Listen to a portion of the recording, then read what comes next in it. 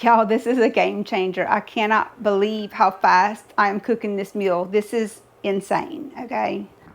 Good morning, everybody, and welcome back to Louisiana Homestead. Today, I'm going to be doing something that I have not done before, and it's going to be using a pressure cooker to cook a beef stew.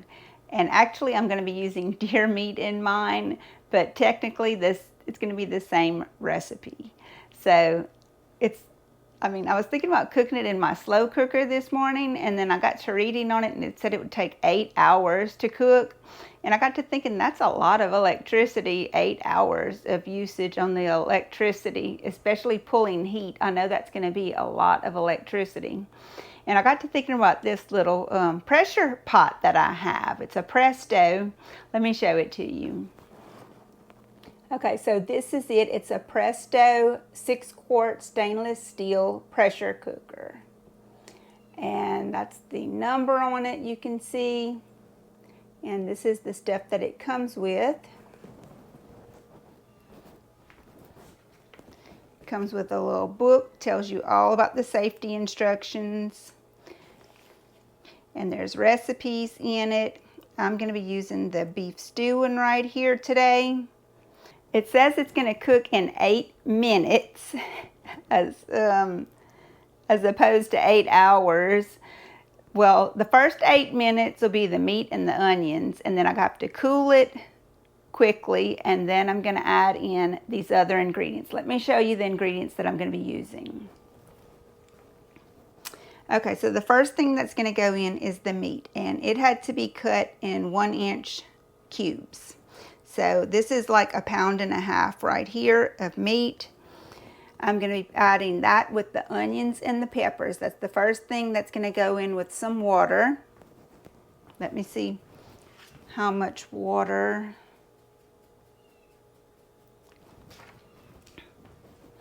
So that's the first thing that's going to go in with a cup of water. And then after I cook that and cool it, I'll be adding in these potatoes, which is 2 medium-sized potatoes cut into about 1-inch cubes as well, a cup of frozen green beans, and 2 nice-sized carrots sliced, and I did not peel them, and a cup of tomato puree. This is some stuff I had canned last year or the year before. It called for a cup of diced tomatoes, but I'm just going to use this because this is what I have. So this ought to be an interesting experiment, guys. I hope you'll come along with me, and it shouldn't take long, according to the directions. Okay, as you can see, it's a nice deep pot. Look, my hand in there. It's pretty deep. That's the pot there. It's a nice deep pot, actually. I have used this pot before to cook rice in, brown rice in. I'll have to do that for y'all one day. It made the best brown rice I ever made. Okay, so it says to put the meat into the pot. So there's the meat. Okay, so we have our meat. I'm just going to kind of put it nice and evenly distributed at the bottom of the pot. And then we're going to add in our onions and peppers, and I'm just using I had a large onion, and I used about a handful of some frozen peppers I had out of the garden from last year.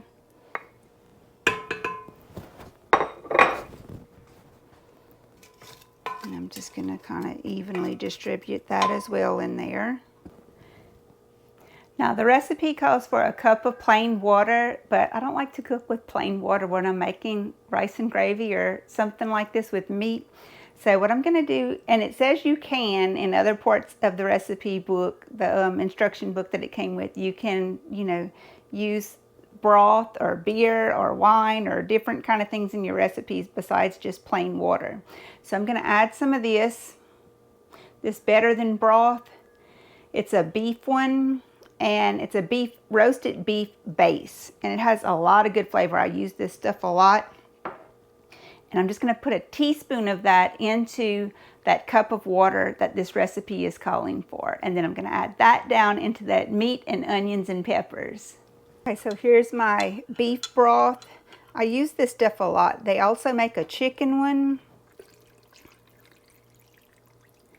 but it has salt in it and it's good to season your food with. I cook a lot of deer meat and I always use the beef one in the deer meat. Okay, so that's everything it called for. The water, or the liquid I should say, the meat, the onions, and the peppers. So now it's time to close it up and turn it on.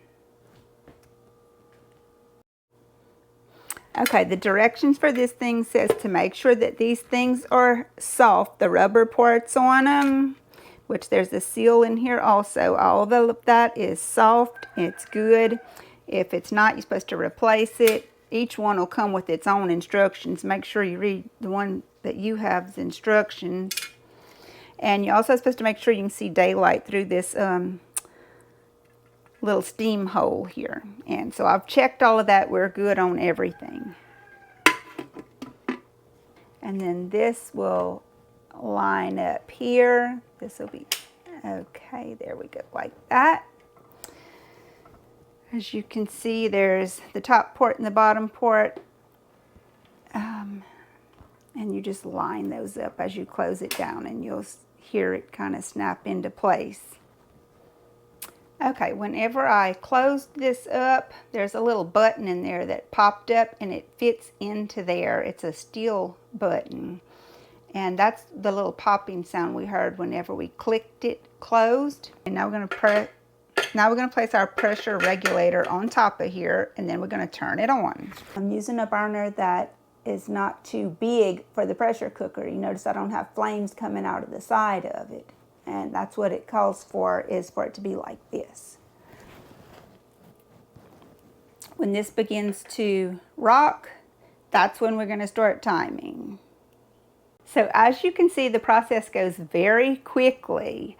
that's going to be in there just for 8 minutes once I start the timer, and then I have to cool the pot completely, which that kind of makes me nervous, but we'll see when we get to that point. And after the pot is cool enough, I can open it. Once the pressure is down in it, I can open it and I can add these other ingredients, the potatoes and carrots and green beans and tomatoes. And then I'll put it back in there and we'll bring the pressure back up and we'll do another 8 minutes and it'll be done. So that's why I pre-cut and had it all measured out, because the process goes very quickly. I don't want to, be caught still trying to cut some of this stuff up when my time is up and I'm having to do something else. And also, I'm just not used to cooking in a pressure cooker like this, so I wanted to try to do as much ahead of time as I could so that I can be prepared and not have any time delays. So I'm still waiting on that, and when it comes up, I'll get right back with you. Okay, this has only been on for about 4 minutes, and already I have steam coming up out of this little steam hole here.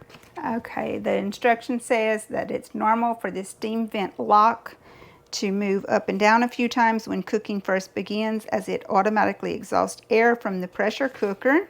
It is locked. That little silver piece there has raised up. Now we're just waiting for this to begin rocking to start our timer.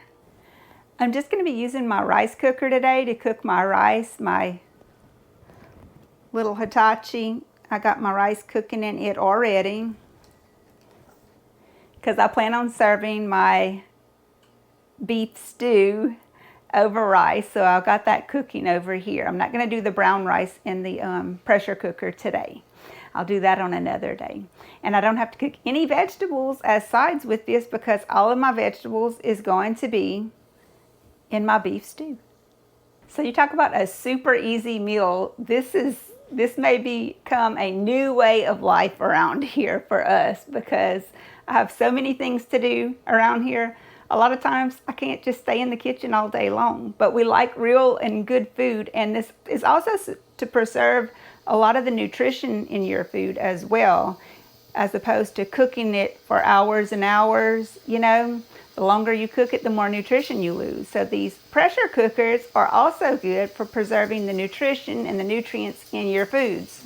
Okay, y'all, it's already starting to rock. You see that? So I need to start my timer. And it's only taken me 8 minutes to get to this point from the time I turned the burner on.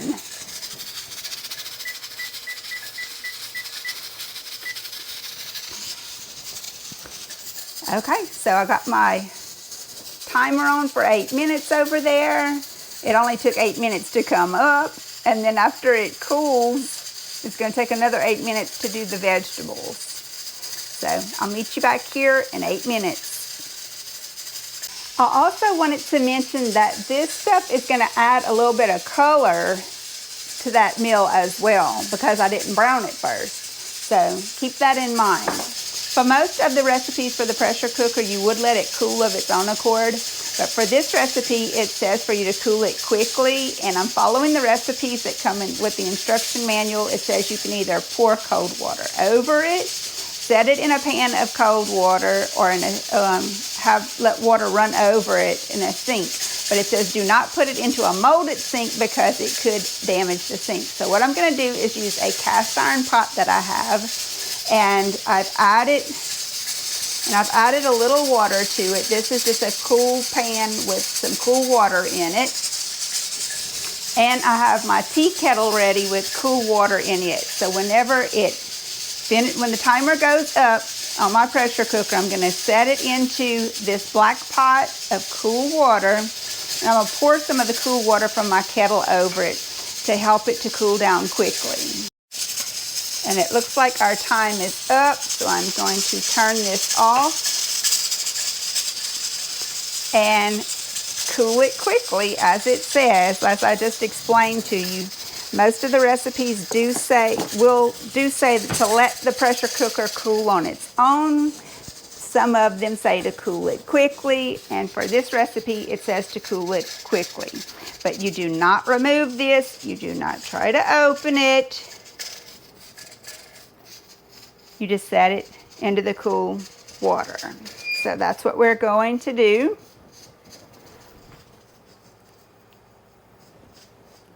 Angle this up a little bit so y'all can get a full view on what's happening.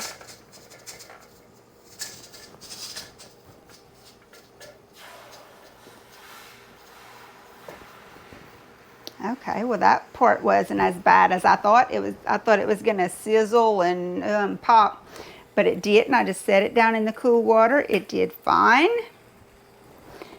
and it did fit well. Thank goodness for that as well. And I'm gonna go now with my kettle of cool water. And what I'm waiting for is this button right here, this silver button I was telling y'all about, to go down on its own.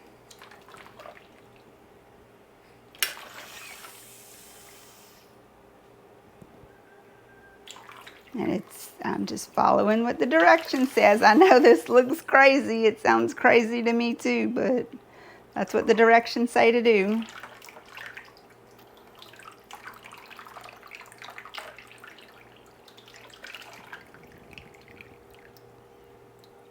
Oh wow, the button has already dropped.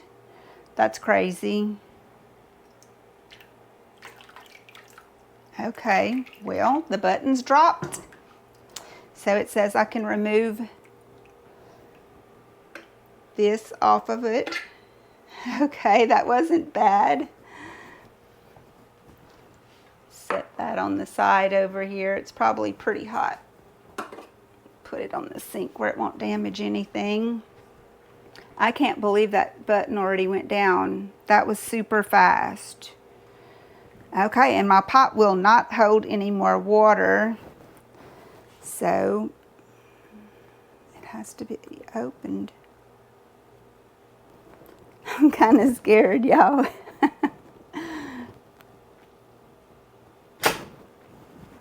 Okay, there we go. Set the lid to the side.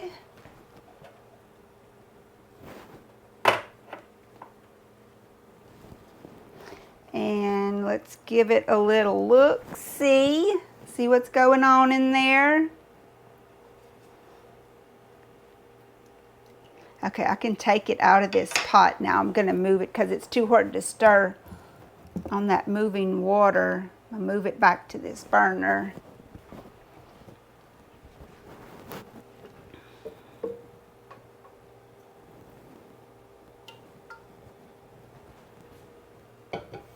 Okay, now let's take a little look and stir it.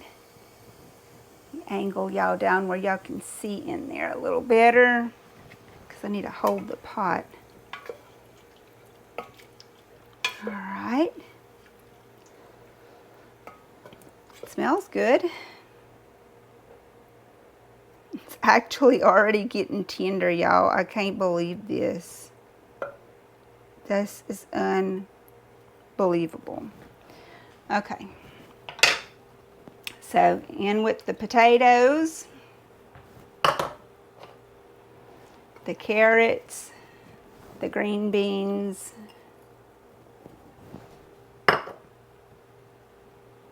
the tomatoes,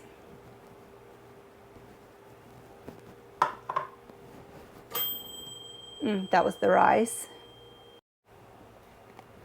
Okay, now's also the time to add any seasoning. I want to put some garlic powder because I like garlic powder, and I want to put some black pepper in it. Then I'm going to stir that together. It's looking good already. Actually, I can't believe how fast this is cooking. I've never cooked anything this fast in my whole life, except maybe in a microwave, and it sure didn't look like this. This looks awesome. It smells good too. Okay, so there we have that. Wow, I can't believe how good this looks for this amount of time. Right, so now the lid goes back on. There's a certain way you line this thing up. Let me make sure my ring is in there. That wax, that rubber thing looks good still. I can still see light through. I can still see light through this thing here, so we're good on all that. All our little safety features here we're trying to follow. Make sure this is down all the way. Close it up. Okay, the little buttons lined up. Put the pressure gauge back on top and turn it back on high. Wait for it to come back up to heat, and then I'll start my timer again. And actually it says for 3 minutes once it starts going again. Guys, when I put that hot pot into that cold water, I was really worried. I didn't know what it was going to do because I'd never tried to do anything like that before. And it wasn't bad at all. I mean, you've seen it. And the other thing that I was worried about is that it was going to take forever to cool that off. And as you can see, it only took not even a minute and it was cooled down. So that was insane also. And you know, so much of my life I was scared to death to use a pressure cooker like this. And now I'm glad that I'm finally using it. And I really wish that I had been using it all these many years that I've been cooking. It's just insane how fast you can cook a very good meal with this. It's nuts. Okay, so I've had it back together for 7 minutes now, and the little steam thing is coming up, and it's just sealed. It just closed up, so it's locked now. And I should only have to wait a couple of minutes for the jiggling to begin over here. And then I can start my timer again. Okay, we're starting to move here, so we're going to set our timer for 3 minutes.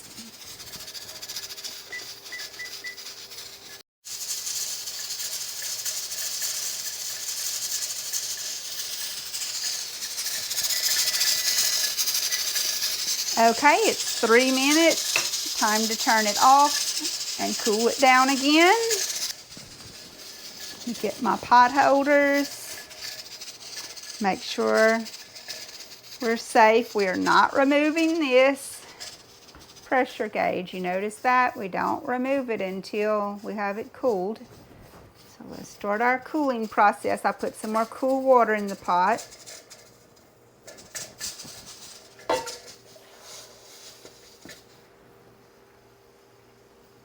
Okay.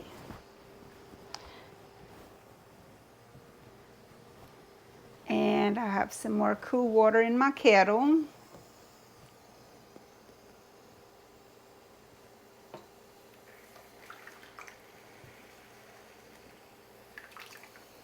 See how that button is up in there, that silver button? That's what I'm waiting for to go down to tell me that it's cooled enough to open. So you can keep an eye on that. See when it goes down.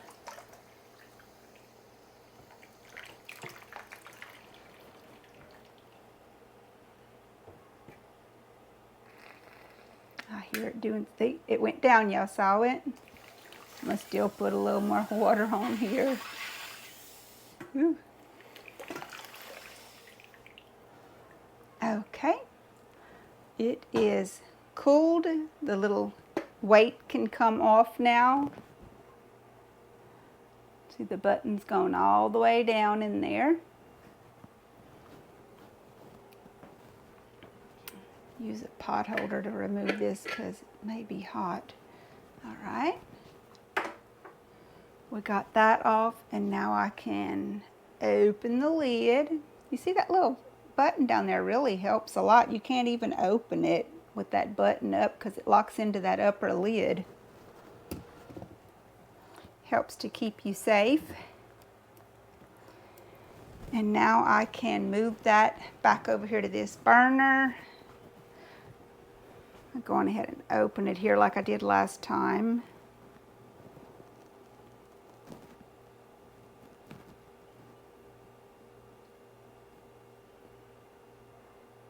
I'm just being super careful, guys.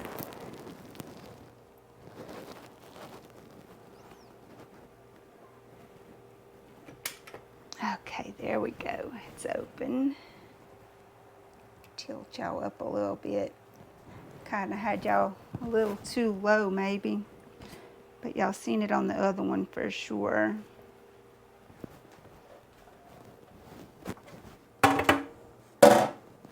Just have to follow the safety instructions, you know, and use common sense. Anytime you open the lid, definitely open it away from your face.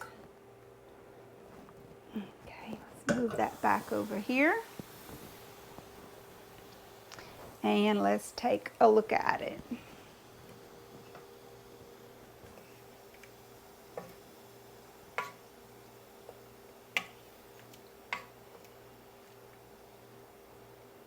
Okay, let's check these potatoes. I can't believe this is done.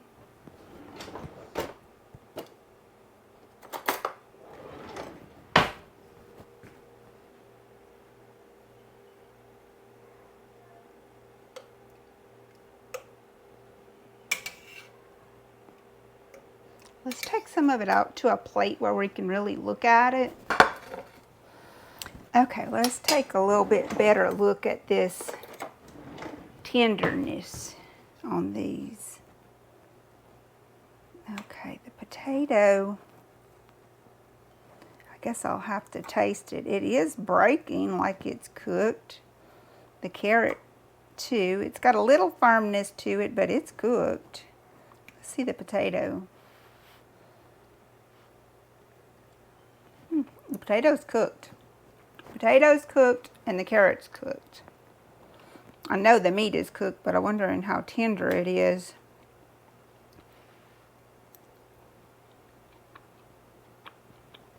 It's tender. Now, could it be a little more tender? Perhaps, but it's plenty tender. So there you have it, guys. I cannot believe how fast this cooked. And it also says you can thicken it up a little bit, and I'm going to do that as well.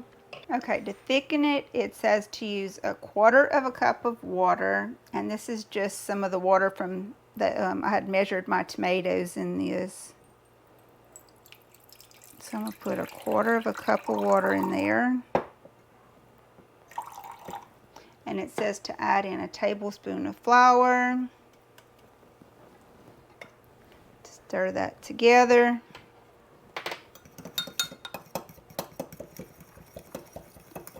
And I'm using, that water is cold. I think if I would have used hot water, it probably would have clumped up.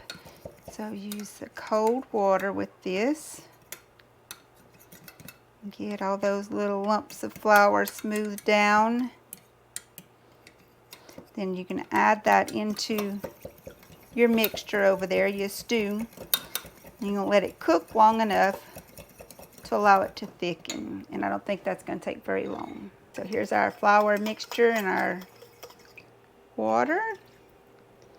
Add that in, stir it up, turn the fire back on. And we're just going to stir that up. And we're going to let the heat come back up where it can boil a little while to heat it up and thicken it up. Well, it is pretty heated up. It was just pressure cooked. But I just added a little cool water in there with that flour. So we're going to let it come up to a boil and cook for a little while till it thickens. I can tell y'all right now that's the fastest I've ever cooked a meal like that. And it's the least water I've ever used to cook a meal like that. The most water I used was to cool the pot down, and there's no salt or seasoning or anything in that water that I use, so I can actually reuse that once it cools for something else. I can water my plants with it, whatever. It's the least amount of gas that I ever used to cook a meal like that. Usually I would have cooked that for hours and hours and hours. Y'all seen how fast and easy this was. And I just tasted the potatoes and carrots, and they taste better, and the texture is better than any way that I've ever cooked it before as well. So it surpasses, the flavor and the texture surpasses that of the slow cooker for sure. And it's way less time than the slow cooker or the conventional method on the stove top. So I think I found my new best friend, and she's been sitting in the back room all this time. Okay, so just in a couple of minutes, this is thickened up, and I can turn it off. It's done. I am so very proud of this dish, y'all. So very proud of this pot. Amazing, unbelievable. So I got a meal cooked for me and Mr. E, and that was so fast and easy. I just can't get over it, y'all. It's unbelievable. I will definitely be using this and trying a lot more of the recipes in that little booklet. I may do my meat a little bit longer next time. This is deer meat as opposed to what it calls for as beef meat. So instead of the 8 minutes, I may do the 10 minutes, which, come on, y'all, that's not a very big increase, but I know it's going to make a difference because it cooked in 8 minutes. It was almost tender in 8 minutes. All right, so I'm going to serve me a plate of this up, and I'll show y'all what it looks like. Okay, let's get a look at this rice. Okay, that's looking terrific. Let's get a little bit of this out of here. And I like the medium grain rice for my rice cooker. I like it the best.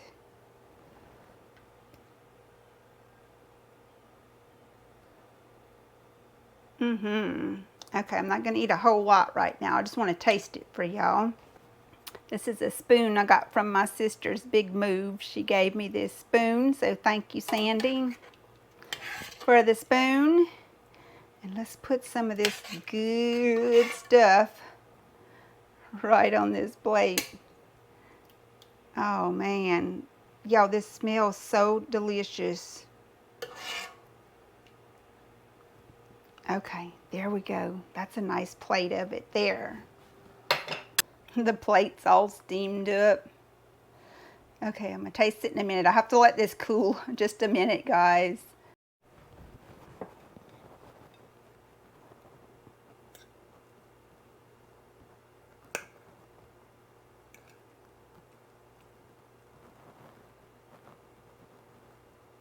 Get a little piece of that potato and some of the green beans and carrots and meat and rice all in one bite, y'all. It's still hot. It's still hot, guys. It's steaming.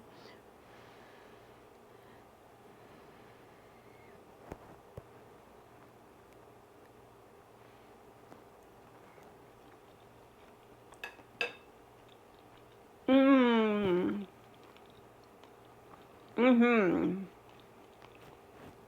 Oh, yes. Oh, guys, that's 2 thumbs up. And really, the meat doesn't have to cook that much longer.